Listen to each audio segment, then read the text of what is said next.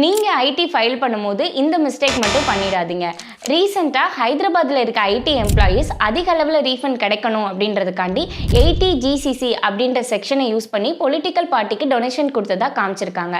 இத IT department scrutinise பண்ணும்போது அவங்களுக்கு ஒரு டவுட் வந்து அந்த இண்டிவிஜுவலுக்கு ஒரு நோட்டீஸ் ஒண்ணு போயிருக்கு. அதுக்கான ப்ரூஃப் சப்மிட் பண்ண சொல்லி. அவங்களால அந்த ப்ரூஃப் சப்மிட் பண்ண முடியல அப்படின்னா ஐடிஆர்யூ வந்து ஃபைல் பண்ணணும். அப்படி அவங்க ஐடிஆர்யூ ஃபைல் பண்ணல அப்படின்னா 200% பெனால்டி வந்து அவங்க மேல இம்போஸ் பண்ணுவாங்க அப்படின்னு ஒரு கேஸ் ஒன்று போயிட்டு இருக்கு. ஆக்சுவலி இந்த 80 ஜிசிசி செக்ஷன் எப்படி யூஸ் பண்ணணும்னு பார்த்தீங்கன்னா, நம்ம பொலிட்டிக்கல் பார்ட்டிக்கு ஏதாவது டொனேஷன் கொடுத்திருந்தோம் அப்படின்னா அதை 100% நம்ம எக்ஸம்ஷனாக காமிச்சிக்கலாம்.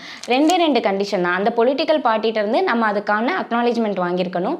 ரெண்டாவது வந்து பேங்க் மூலியமா நம்ம பே பண்ணியிருந்தோம்னா நம்ம காமிச்சிக்க முடியும். கேஷாவோ இல்லை ஏதாவது பொருளுதவியாக கொடுத்துருந்தீங்கன்னா அப்போ நீங்கள் வந்து காமிச்சிக்க முடியாது. நீங்கள் செல்ஃபாக ஐடி ரிட்டர்ன் ஃபைல் பண்ணும்போது எந்த செக்ஷனை எப்படி யூஸ் பண்ணணும் அப்படின்றத அவேர்னஸோட நீங்க யூஸ் பண்ணீங்க அப்படின்னா இந்த மாதிரி கொரியன் நோட்டீசஸ்ல இருந்து நீங்க தப்பிச்சுக்கலாம். நீங்க இந்த டிடெக்ஷனுக்கு எலிஜிபிளா இருந்தீங்க அப்படின்னா உங்க டாக்ஸ் அட்வைசர் கிட்ட அதுக்கான ரிசிப்டை சப்மிட் பண்ணி நீங்க இந்த எக்ஸம்ஷனை வாங்கிக்கலாம். நீங்க இண்டிவிஜுவலா ஐடி ஃபைல் பண்ணும்போது எந்த செக்ஷனை எப்படி யூஸ் பண்ணணும் அப்படின்றத தெரிஞ்சுட்டு யூஸ் பண்ணீங்கனாலும் உங்களுக்கு இந்த மாதிரி டிமாண்டட் நோட்டீசஸ் வராது. நீங்க உங்க ஐடி ரிட்டர்னை கரெக்டா ஃபைல் பண்ணணும்னு நினைச்சீங்கன்னா எங்களை கான்டாக்ட் பண்ணுங்க. நாங்க உங்களுக்கு ஹெல்ப் பண்றோம்.